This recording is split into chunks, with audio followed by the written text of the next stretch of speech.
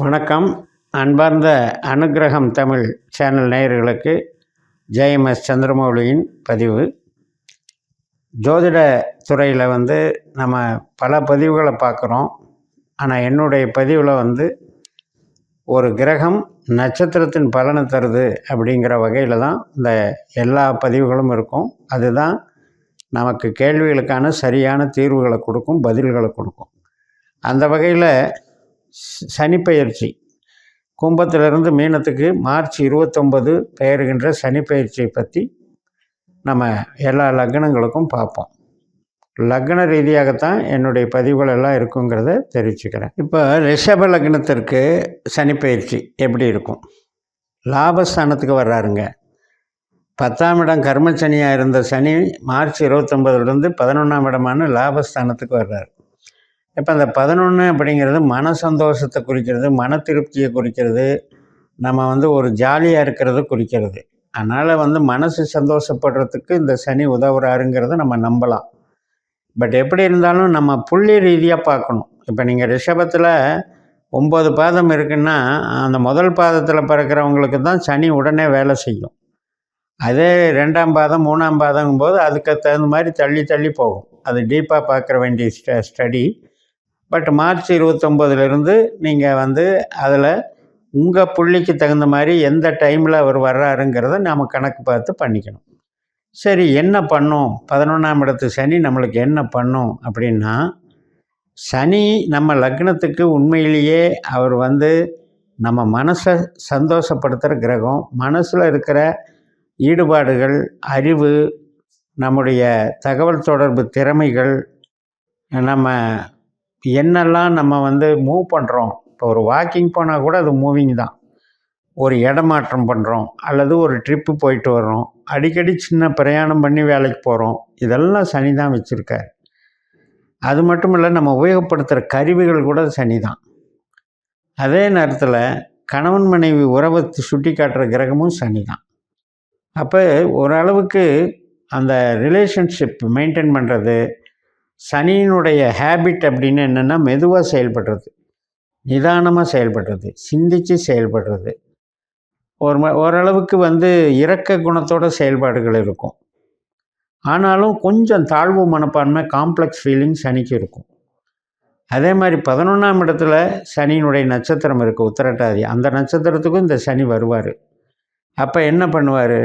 நமக்கு இந்த மனைவியாலும் சரி, குழந்தைகளாலும் சரி, உறவினர்கள் வகைகளாலும் சரி, நாம் கம்யூனிகேஷன் தகவல் தொடர்பு பண்ணுறதுனாலையும் பிரயாணங்கள் பண்ணுறதுனாலையும் நம்மளுக்கு சந்தோஷத்தை கொடுப்பாரு.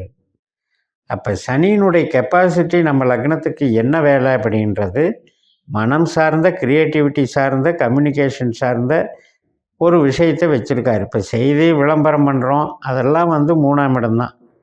அப்போ ஒரு இடத்த விற்கணும் அல்லது ஒரு ட்ரிப்பு போயிட்டு வரணும், இதெல்லாம் 3ஆம் இடம்தான்.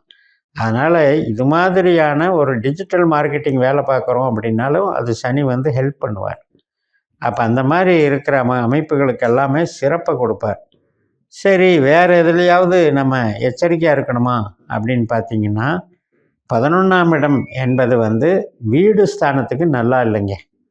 இப்போ ஒரு வீடு கட்டுறோம், இடம் வாங்குகிறோம், அது வில்லங்கம் இருக்குதான்னு கரெக்டாக பார்த்து வாங்கணும். என்கம்பரன்ஸ் சர்டிஃபிகேட்டில் கரெக்டாக வாட்ச் பண்ணிக்கணும். சில இடங்களில் பார்த்திங்கன்னா மூலப்பத்திரத்தில் பிரச்சனை இருக்கும்.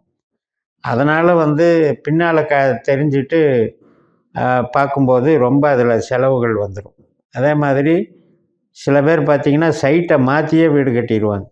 அதுக்கப்புறம் அது ஒரு பெரிய இஷ்யூவாக வந்துடும். அப்போ இந்த 11இல் வர்ற சனி வீடு வாகனம் சார்ந்த விஷயங்களுக்கு நல்லா இல்லை. இப்போ அடிப்படையில் மாணவர்களுக்கு பார்த்திங்கன்னா அடிப்படை கல்வி, அந்த அடிப்படை கல்வி சம்மந்தப்பட்ட விஷயத்தில் நல்லா இல்லை.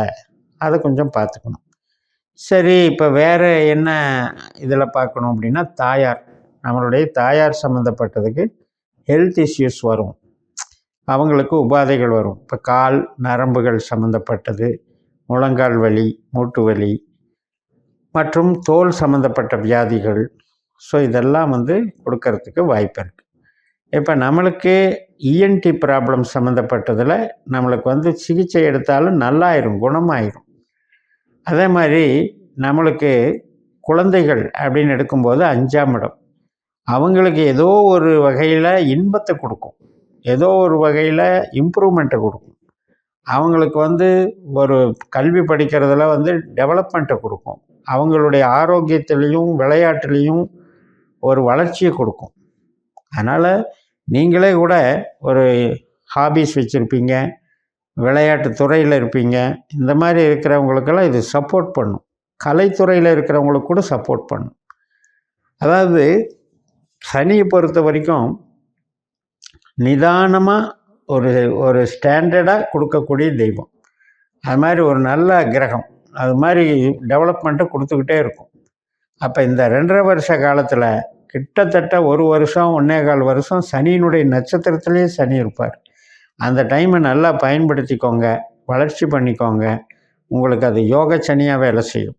ஆனால் நம்ம பாஸ்கரா அஸ்ட்ராலஜி சிஸ்டத்தில் நீங்கள் கவனிக்க வேண்டியது ஒன்று இருக்குது.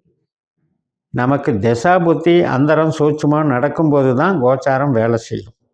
அதனால் கோச்சாரம் நல்லா இருக்குன்னு சொல்லிட்டோம் அப்படின்னா அது அந்த தசாபுத்தி நடந்தால் நல்லாயிருக்கும். அதை நீங்கள் கன்சிடர் பண்ணிக்கோங்க. 2வது, நம்ம பிறந்த நேரத்துக்கு சனி நல்லவராக கெட்டவரான்னு கண்டிப்பாக பார்க்கணும். இப்போ நீங்கள் பிறந்த நேரத்தில் 12 பாவத்துக்கு 12 உபநட்சத்திரங்கள் கிடைக்கும். அவங்க தான் 12 பாவங்களை நிர்ணயிக்கக்கூடிய அதிகாரிகள். அதில் உங்களுக்கு சனி 8ஆம் பாவம் 12ஆம் பாவ தொடர்பு வந்துட்டாருனாலே அங்கே பிரச்சனைன்னு அர்த்தம். அப்போ எப்பெல்லாம் சனி திசாபுத்தி அந்தரம் சூட்சுமம் நடக்குதோ அப்போ கஷ்டப்படுறோன்னு அர்த்தம். அதில் மட்டும் கவனப்படுத்திக்கோங்க. அது இல்லைன்னா இந்த சனி உங்களுக்கு கண்டிப்பாக லாப சனி தான். குழந்தைகளுக்கு மகிழ்ச்சி தான். வேலையிலும் சிறப்பாக இருக்கும். நமக்கு பிடிச்ச மாதிரி இருக்கும். வேலை செய்கிற என்வாயன்மெண்ட்டு சூழல் நமக்கு நல்லா இருக்கும். அதே மாதிரி கணவன் மனைவி உறவில் சந்தோஷமாக இருப்பீங்க, அந்யோன்யமாக இருப்பீங்க. சுபத்துவமான சுபகாரியங்கள்லாம் நடக்கும். குழந்தை பிறப்புக்கு ஒரு ட்ரீட்மெண்ட்டுக்கு போனோம், ரெடியாச்சுன்னு ஒரு நல்ல ரிசல்ட்டு கிடைக்கும். நல்லபடியாக உங்களுக்கு சொந்த பந்தங்கள், சுப நிகழ்ச்சிகள், ஒரு கல்யாணம் பண்ணுறது, அதுக்கெல்லாம் கூட சப்போர்ட் பண்ணும். இப்போ இதெல்லாம் யாருக்கு அப்படின்னா, திரும்ப திரும்ப நான் சொல்கிறது திசாபுத்தி அந்தரம் சூட்சுமம் நடக்குதான்னு பார்த்துக்கோங்க. அது நடக்கிறவங்களுக்கு தான் கோச்சார பலனையே பார்க்கணும். அதே மாதிரி ஆயுள் பலத்துக்கு பிரச்சனை இல்லை. ஆனாலும் கூட நமக்கு ஒரு சில வயதானவர்கள் அப்படின்னு எடுத்துக்கிட்டிங்கன்னா அவங்களுக்கு சின்ன சின்ன ஒரு கண்டங்களை கொடுக்கும், அவங்க வயதுக்கு தகுந்த மாதிரி. அது மாதிரி ஒரு பிரச்சனை இல்லாமல் போகும். அதாவது இப்போ ரொம்ப நாள் பிரச்சனையில் இருக்கேன், ஒரு கஷ்டத்தில் இருக்கேன், கடன் தொல்லை, அடுத்தவங்க டார்ச்சர், உறவினர்களால் மனக்கசப்புகள், இதெல்லாம் என் தீர்வுக்கு வந்துடும். ஒரு டிசைடிங் என்ன ஆகும்னா அவங்களே மனமாற்றம் ஏற்படுத்திக்குவாங்க. சரி, இவ்வளவு நாள் பிரிஞ்சிருந்தோம், ஒருத்தருக்கு ஒருத்தர் சண்டை போட்டோம், இப்போ ராசி ஆயிடுவோன்ற மாதிரி இந்த மனமாற்றத்தை ஏற்படுத்திடுவாங்க. தொழில் உங்களுக்கு எக்ஸ்பேன்ஷன் ஆகும். ரெட்டிப்பான தொழில்களெல்லாம் பண்ணிக்கலாம். ஸோ அந்த வகையில் இந்த பதிவினை நம்ம நிறைவு செய்கிறேன். இந்த சேனலை சப்ஸ்கிரைப் பண்ணி ஷேர் பண்ணுங்கள். உங்கள் தனிப்பட்ட ஜாதக பலாபலன்களை என்னுடைய வாட்ஸ்அப் நம்பரில் தொடர்பு கொண்டு நீங்கள் இந்த பாஸ்கரா அஸ்ட்ராலஜி சிஸ்டத்தில் 12 பாவ உபநட்சத்திரங்களை தெரிஞ்சு நமக்கு கேள்விகளுக்கு கரெக்டான பதில் கிடைக்குதா, அல்லது நம்ம இப்போ செய்கிற தொழில் கரெக்டு தானா, நம்ம படிக்கிற படிப்பு கரெக்டு தானா, நமக்கு எந்த கிரகம் நமக்கு லக்கி கிரகம், லைஃப் லாங்காக எந்த கிரகத்தை நம்ம ஆக்டிவேட் பண்ணலாம் போன்ற விஷயங்களை தெரிஞ்சு பயன்பெறுங்கள்.